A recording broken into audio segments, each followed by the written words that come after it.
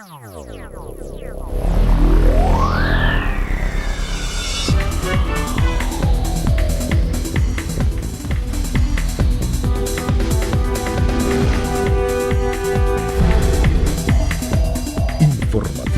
Mira TV está en ti.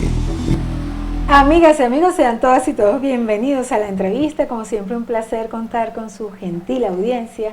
Nos sentimos muy complacidos en presentarles a nuestro invitado. Se trata del doctor Nelson Díaz Layret. Como todos conocemos ya, es un invitado asiduo de esta casa. Tiene muchísimas cosas que compartir con nosotros de temas de gran interés. Él, como sabemos, es urólogo oncólogo, quien, bueno, trabaja en los centros de salud más importantes de Venezuela y ha tenido experiencias inclusive a nivel internacional. De esos médicos que a nosotros nos gusta mucho entrevistar porque siempre están al día, siempre están atentos a las nuevas innovaciones de la ciencia, y yo creo que eso es fundamental, sobre todo cuando los profesionales son especialistas de un área tan sensible como lo es, en este caso, pues la urología y en el área oncológica. Por eso nos honra siempre hablar y que nos dispense parte de su valioso tiempo nuestro invitado Nelson Díaz Layret, a quien quiero dar la más cordial bienvenida a este espacio. Nelson, muchísimas gracias por estar aquí. Gracias a ti, Daxi, gracias a ti. Verdad que siempre es un placer compartir contigo, compartir con toda la comunidad, de tener el privilegio de transmitir algún tipo de información que le pueda hacer ayuda a la gente, ¿no? Sabes que, Nelson, que bueno, el tema que vamos a tratar es muy importante. Se trata de cálculos renales o piedra en los riñones, que ya nada más el nombre es como da susto, ¿no?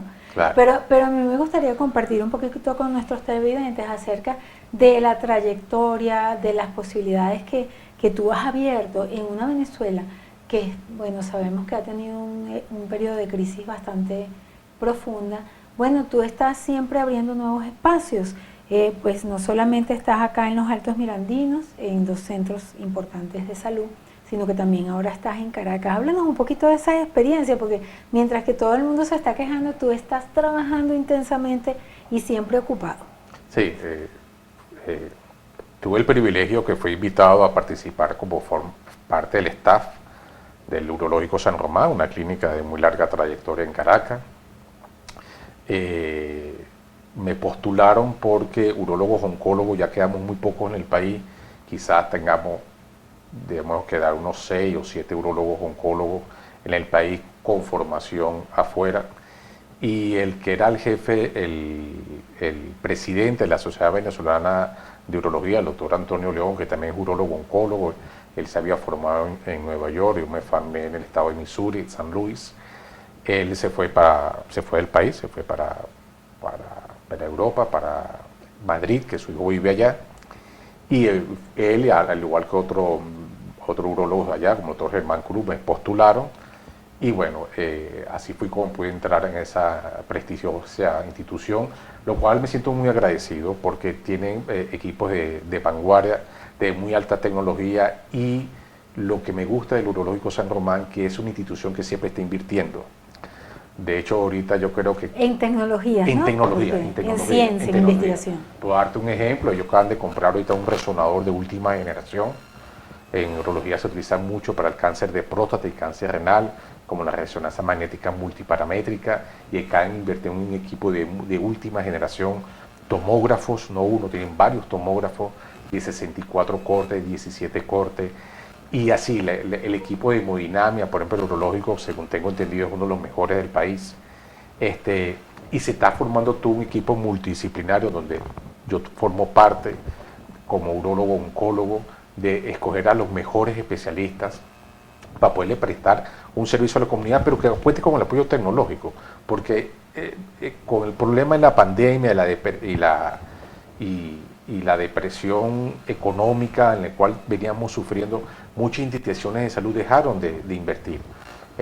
Y se quedaron atrás con equipos que ya no tienen la tecnología, la innovación. Entonces te veías muy agarrado en las manos. Por ejemplo, en cirugía laparoscópica o las cirugías de invasión mínima, se quedaron con los equipos básicos, no siguieron invirtiendo en pinzas mucho más ergonómicas o de última generación, o equipos de apoyo en la paroscopia, y entonces tú sabes, ya tú te quedas atado de la mano, y tecnológicamente y medicina es una ciencia que tú tienes que ir a la par en relación a los avances a nivel Es lo mundial. ideal, ¿no? Es lo ideal. Y porque muchos protocolos quirúrgicos están basados ya en los equipos nuevos. Y la imagenología es fundamental La para me- detectar rápidamente, no esperar que el paciente a ver cómo evoluciona, sino ver qué tiene realmente, Claro. ¿no?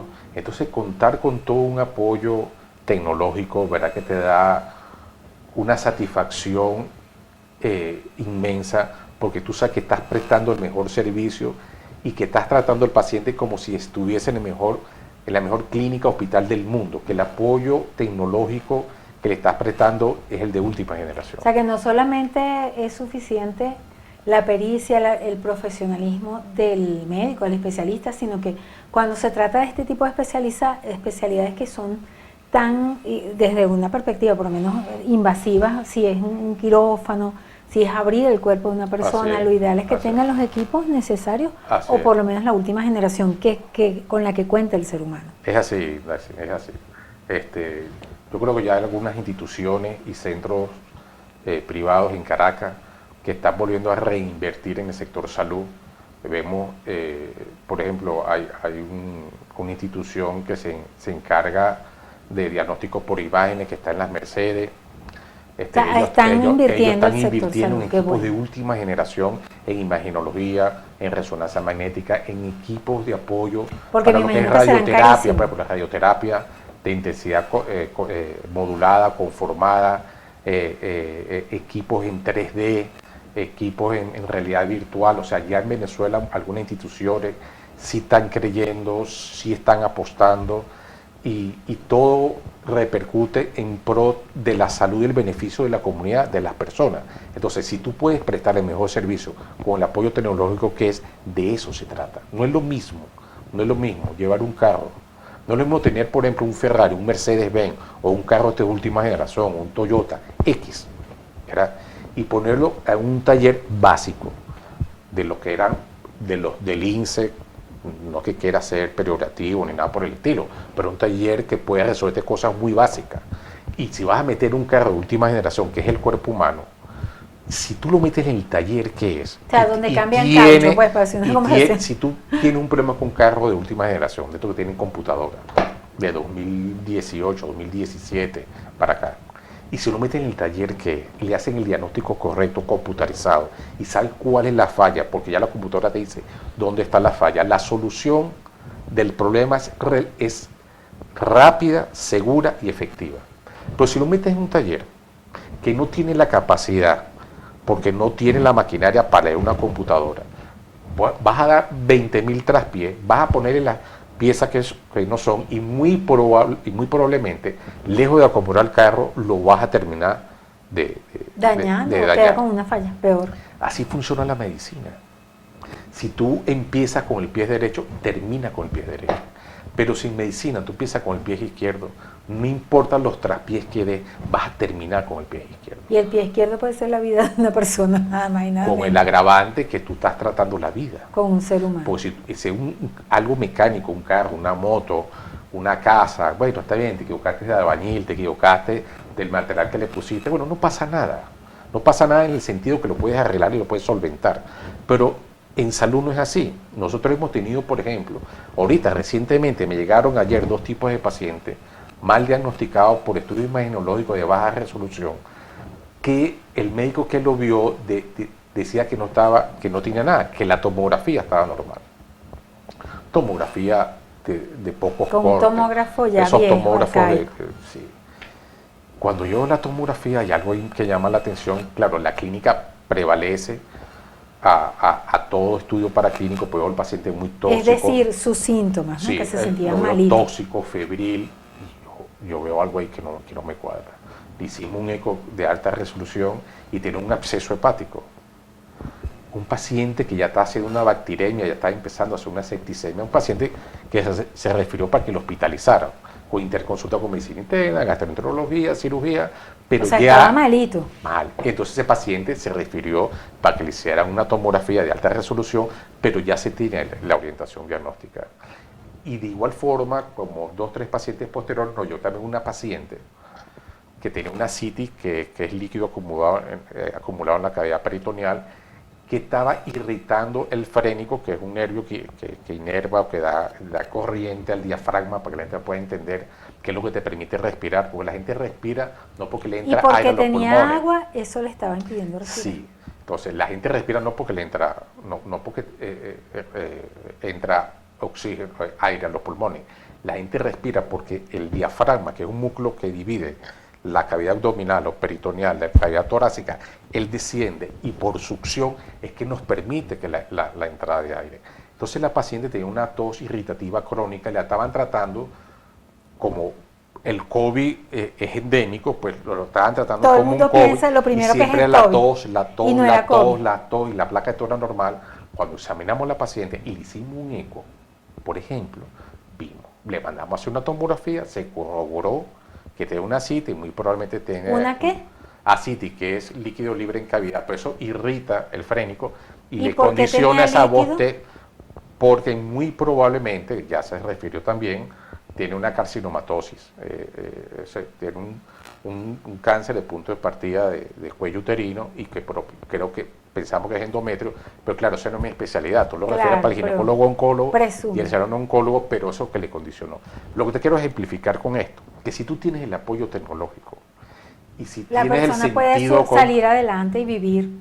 listo, y lo que se soluciona a tiempo y hace el diagnóstico correcto, pues eso repercute en la vida del ser humano. Qué interesante y además qué importante. Por eso es que yo digo que, mira, ojalá que en el caso del Estado venezolano llegue al punto, sea quien sea el gobierno, no estoy hablando de gobierno, sino el Estado la nación, de contar también en cualquier centro de salud con los tomógrafos, con los equipos de última generación, con tanto dinero que ha entrado en este país, deberían estar full de equipos espectaculares nuestros centros de salud públicos. Y en el caso de los privados deberían obviamente competir sanamente con los mejores equipos para atender como los pacientes que quieren ser atendidos de manera especial porque tienen los recursos económicos, pues lo logren. Porque imagínate tú una gente que tenga plata, que tenga su dinero. Yo vengo a esta clínica para que me atiendan bien. Claro. ¿Cómo quiere ser atendido? Bien, con los equipos de última generación. Claro, pero fíjate lo siguiente, Daisy, y para puntualizar ya lo último que tú estás diciendo, hay 2 cosas fundamentales en toda sociedad desde que la humanidad ha ido desarrollándose, desde los egipcios hasta hoy en día. Hay 2 cosas que son fundamentales para el desarrollo, el progreso de toda comunidad. Uno, la educación, eso es fundamental. Y lo segundo, la salud, porque obviamente sin salud no hay nada. La prioridad de todos los estados del mundo es básicamente esos dos sectores, salud y educación. Todo lo demás se puede diferir o se puede delegar a otro tipo de instituciones privadas, semiprivadas, en combinación, pero ya con esos 2 ítems, lo que es educación y salud, tienes trabajo suficiente como Estado. Para no meterte en nada en la vida privada. No te interesa que si el cemento, la cabilla, que si el arroz, el maíz, ¿no? El telecomunicaciones, eso tienes que delegarlo para las empresas que puedan estar ahí con o no con la participación de un Estado. Bueno, está bien, cada quien tendrá su fórmula y es un tema muy profundo de hablar, pero lo que te quiero ejemplificar con esto, si tú tienes educación y tienes salud, lo tienes todo, como nación, como pueblo, pues como país, ¿sabes? Y en el sector salud, el sector de salud público tiene que ser diametralmente o significativamente mucho mejor que el privado. Y el privado solamente para aquellas personas que quieran tener la deferencia o quieran tener un trato especial. Un trato especial con un médico en particular. Pero todos deberíamos de tener un sector de salud público muy fortalecido porque por mucha platica que tú tengas, tú no aguantas una terapia intensiva durante una semana. No puede, no hay bolsillo que aguante eso por mucha plática que tú tengas. Entonces nadie está exento a tener que llegar a un hospital, piense de forma directa, o un familiar muy cercano, papá, primo, hermana, lo que sea, que requieran una atención hospitalaria, porque no hay bolsillo que lo aguante, por muy buen seguro que tú tengas, por muy buenos ingresos. Entonces tú tienes que tener un sector de salud que tiene que ser mejor, y el privado tiene que ser solamente algo como te acabo de mencionar, una deferencia para aquel que se quiera atender porque le gusta a un médico en particular. Y ya está. Así. Mira, tú acabas de hacer un resumen fundamental para que este país, inclusive Venezuela y todos los países del mundo, realmente tengan un sistema que funcione. Si funciona la educación y funciona la salud, todo lo demás seguramente por añadidura va a funcionar, porque se generan muchísimos vicios, muchísimos problemas con respecto a eso. Ahora, en la próxima parte, me gustaría, y ya para seguir en este tema que se dio tan mágicamente y tan interesante en esta conversación, que siempre son súper interesantes contigo, me gustaría que tú nos comentes, en el caso específico de los cálculos renales y piedra en los riñones, desde la perspectiva de la imagenología, cómo eso mejora la atención a esos eventuales casos que se puedan presentar. En la próxima parte seguimos con más de nuestro invitado Nelson Díaz Layret. Quédense allí con nosotros.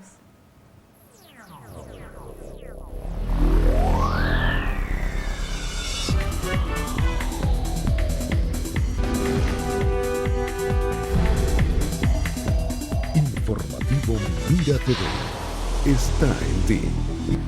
Aquí seguimos conversando con nuestro invitado, el doctor Nelson Díaz Layret, quien es médico, especialista en urología y oncólogo. Forma parte del staff de las más importantes clínicas que tienen esta especialidad en Venezuela.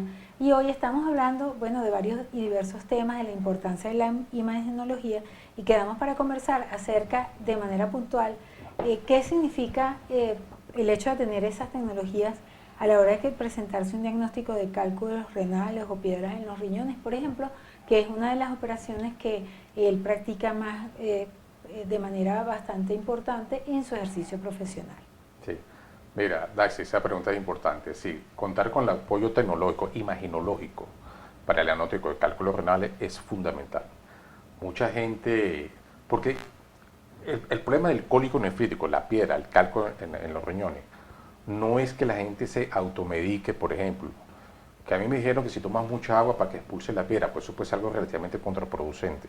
Porque si la piedra es relativamente pequeña y adopta la forma del uréter, que es la manguerita que va del riñón hacia la vejiga y mide menos de 4 milímetros, y está en la parte distal del uréter, o sea, la manguerita, el cálculo ya entrando a la vejiga y es de 4 milímetros, pues muy probablemente si ese paciente toma mucho líquido, tiene un 98% de probabilidad de expulsión espontánea. Y bien, le salió bien la recomendación.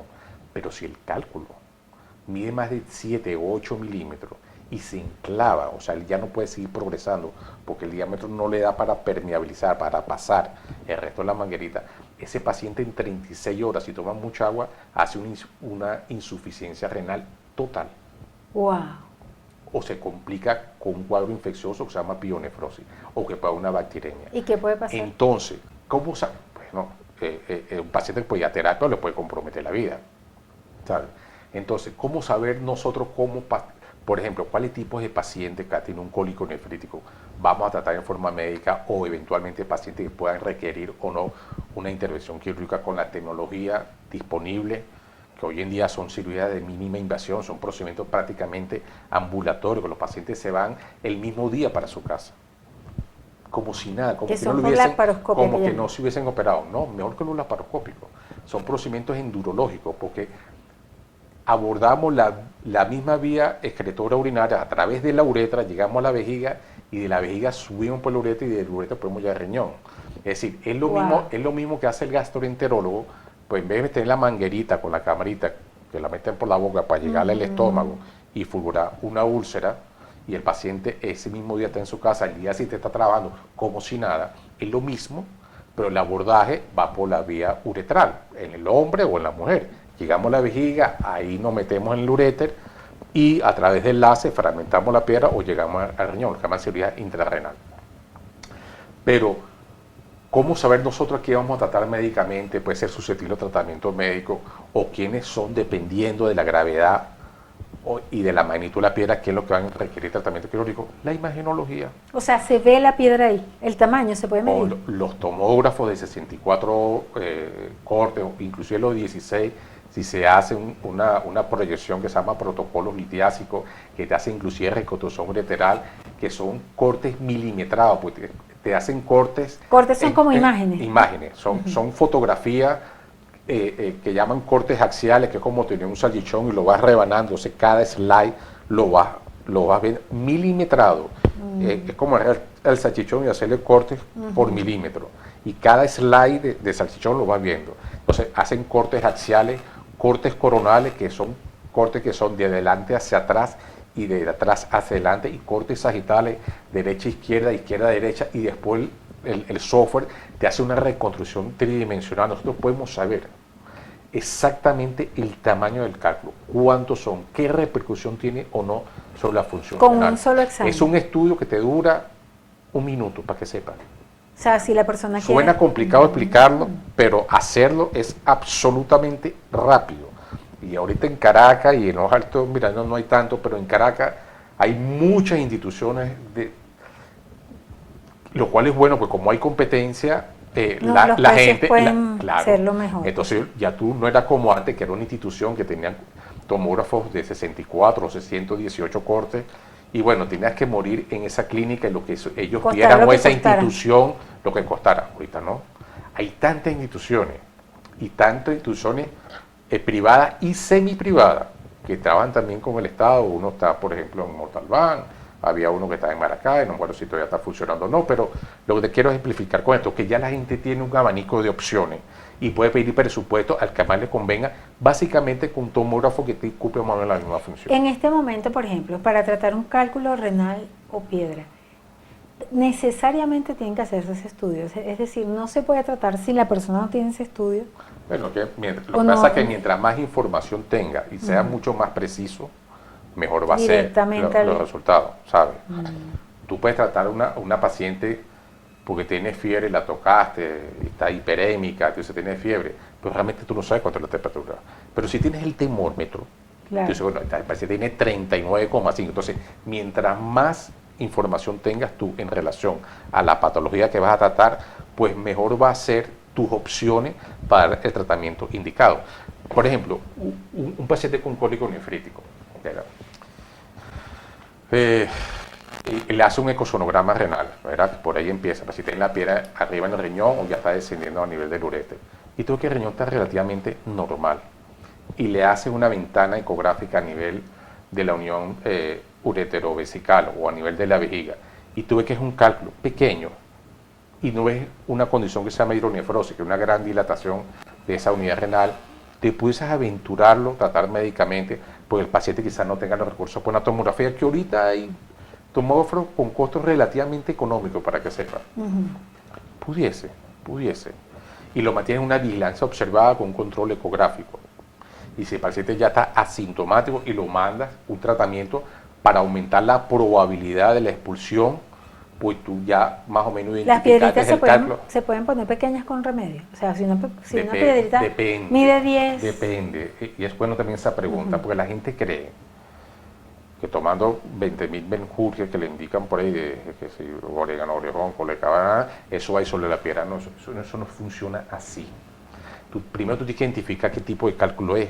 Por ejemplo, el 65% de los cálculos tienen una forma de calcio asociada. Y es por eso que los urólogos de la vieja escuela le decían a los pacientes, mira, no comas queso, por ejemplo, porque tenía un 60% de probabilidades de que ese cálculo fuera de oxalato de calcio o de fosfato de calcio, y al mineral el calcio pues no se forma el cristal, porque disminuye la excreción a nivel del renal. Pero eso no es así. Hay cálculos de ácido úrico, hay cálculos de cistina, hay cálculos de triple fosfato magnesio. Tú tienes que identificar qué tipo de cálculo hay para saber cómo lo vas a tratar para la prevención. Hay una condición que se llama nefrolitiasis o microlitiasis de 2-3 milímetros, y si tú piensas que el cálculo es de oxalato de calcio, le puedes dar a ese tipo de paciente un tratamiento médico como el citrato de potasio, que a la larga, si son microlitiasis 2-3 milímetros, lo puede tratar, sí. Pero cuando la piedra ya está formada, una piedra, es literalmente una piedra. Es durísima. Claro, hay piedras que son más fuertes que la otra. Las piedras de cistina, por ejemplo, los de ácido úrico son extremadamente fuertes. Es un mármol, ¿sabes? Qué Y la de impresionante. oxalato de calcio, la de fosfato, depende si es monohidratado o dihidratado. Eso es lo que llamamos nosotros características uroradiológicas. Pero hay piedra que es como un mármol. O sea, no se ¿Sabes? puede contar con que se va a desintegrar. ¿Tú crees nada. que una piedra que es como un mármol, como un cuarzo, que es dura, es una piedra, como la gente ve en la calle, ¿tú crees que tomando estos guarapitos tú crees que eso lo va a disolver?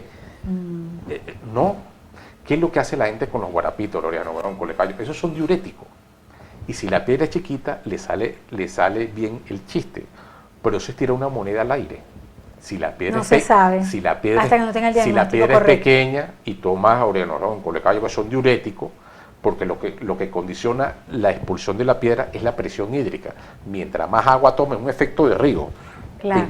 Te empuja. Podría eventualmente si es pequeña. Pero si la piedra es más grande, complicas el panorama. Y algo que es sencillo, que es un cólico nefrítico, lo transforma en una insuficiencia renal y el paciente pierde su riñón. Ahora, por ejemplo, ¿cuál sería en todo caso, que me imagino que debe haber la diferencia en cuanto al lugar donde esté la piedra, en cuanto al riesgo Sí. y el tamaño? Por ejemplo, una piedra de un tamaño específico puede estar en un lugar tranquila, Sí, pero sí. si se mueve a otro lugar Sí. puede ser mortal. Sí, excelente pregunta. Las piedras que duelen, lejos de lo que muchos piensan, son las pequeñas, porque esas son las que pueden migrar. Por ejemplo, una de las grandes funciones del riñón es filtrar la sangre. El riñón tiene muchas funciones, interviene en el sistema hematopoyético, interviene en el sistema termorregulador del cuerpo, pero una de las grandes funciones del riñón es filtrar la sangre. Entonces el riñón es como un gran filtro pastel. Las impurezas, tú no las botas por la materia fecal, como la gente cree, las botas, pero realmente las impurezas tú las botas por la orina. Entonces es un gran filtro pastel, porque viene la sangre contaminada de todo el metabolismo celular de todos los órganos de la economía y pasa por el riñón como un filtro paseado y se purifica la sangre. Y esa sangre purificada es la que va para el corazón y vuelve otra vez el ciclo. Es decir, es por eso que los pacientes con insuficiencia Y renal, toda esa, digamos, contaminación, eso es la orina, eso cae como el guaire, pues, ¡tum! Todo cae en un gran embudo, se llama la pelvis renal. Y de ese embudo va a formarse una tubería que puede tener un diámetro más o menos de 1 a 1.2 centímetros arriba, y esa tubería se va adelgazando, que es el uréter, hasta que era la vejiga, y para entrar a la vejiga el diámetro es apenas de 2 milímetros. Entonces, si la piedra mide más o menos 7, 8 milímetros, ella va a pasar por la tubería y se atasca en el sentido donde la tubería se va adelgazando, donde la piedra ya no puede seguir progresando. Y el dolor da, porque existe una contracción espasmódica del uréter para tratar de expulsar la piedra, y es cuando el paciente siente el dolor. Cuando cesa la contracción espasmódica, la gente siente que se le alivia más o menos el dolor y vuelve nuevamente la contracción espasmódica, que es cuando viene el dolor acompañado de reacciones vagales, náusea, vómito, agitación psicomotriz, hasta puede darle una lipotina, un síncope. La gente se puede desmayar como del dolor. loca del dolor. O sea, que es el dolor del 1 al 10, en un número 11 si el dolor es verdaderamente significativo. Entonces, cuando las piedras grandes no duelen, porque como no pueden bajar, no obstruyen tanto el drenaje libre del riñón, y a veces la gente tiene como los cálculos coraliformes, un ejemplo, son cálculos que adoptan la forma del riñón, se llaman coraliformes, parece un coral, o también hasta de cielo, como le dicen en inglés, starhorn. Entonces, eso se queda ahí, pero van enfermando el riñón, lo van deteriorando. O sea, esos dañan el riñón porque se quedan ahí. Claro, pero todo cálculo daña el riñón, todo cálculo daña el riñón. Hasta los que se sabían. Hay cálculos chiquiticos, ¿verdad?, que se quedan en una estructura, se llaman cálices, que a veces no pueden pasar de ahí y no pasa nada. ¿Y El con paciente no esta- siente no y pasan desapercibidos. Con esta nueva técnica que tú utilizas, que no es la laparoscopia, ¿no? Que se llama... No. Hay dos tipos de cirugía: cirugía endurológica, cirugía intrarrenal, y hay cálculos que son más o menos grandes que hacemos que llaman O sea, que acceso- llega hasta el riñón. llegamos Puede hasta el llegar. riñón, sí, y llaman acceso percutáneo, que hacemos incisiones apenas de 4 milímetros y hacemos acceso directo hacia el riñón, y ahí encontramos el cálculo y ahí lo fragmentamos. De verdad que tú hablas con tanta pasión, ¿no? De eso Sí, que sí, haces. De verdad que uno dice, bueno, gracias a Dios que hay tantas personas y seres humanos realmente comprometidos con coadyuvar a que los demás seres humanos que se enfermen por alguna causa puedan tener un camino para resolver estos problemas que se Así es. que tú lo cuentas como si fuese un juego, pero cuando la Claro. persona está comprometida con un Claro. dolor de eso, es una locura, ¿verdad? Sí, sí, el cólico nefrítico es un dolor desesperante. Y ustedes como médicos tienen que también tener como esa fuerza psicológica para asumir la energía de otra persona que esté Claro, desesperada, ¿no? Claro, que es el desespero. No debe ser fácil. Trabaja con el desespero y la ansiedad de la persona, porque no hay cosa más limitante para el ser humano que el dolor. El dolor. O sea, lo primero que tú tratas de hacer en medicina, y también en la patología, es quitarle el dolor. Le quitas el dolor y le quitas el 80-90% de la propiedad de una persona. Lo que descompensa al ser humano es el dolor. Entonces, y si algo condiciona el dolor, es el cólico nefrítico. Súper contenta de esta conversación, interesantísima. Y Gracias, bueno, Daxi. sabes que siempre te comprometo públicamente a que hagas un espacio de tiempo para que vuelvas con nosotros Claro, y hablar claro. de estos temas que son de tanto interés para todos. Muchísimas gracias. Gracias a Nelson. ti, Daxi, gracias al público en general, a la población, por escucharnos, brindarnos la oportunidad de aportar un granito de arena en algo que creemos que podemos ayudar, pues, ¿no? Excelente, muchísimas gracias al doctor Nelson Díaz Layret por estar aquí con nosotros y a ustedes, nuestros queridos y distinguidos televidentes, gracias una vez más por permitirnos compartir con ustedes a través de Mira TV. Nos despedimos a nombre de nuestro director Antonio Brantes y quien tuvo el inmenso placer de compartir con ustedes, Daisy Oropesa. Hasta la próxima.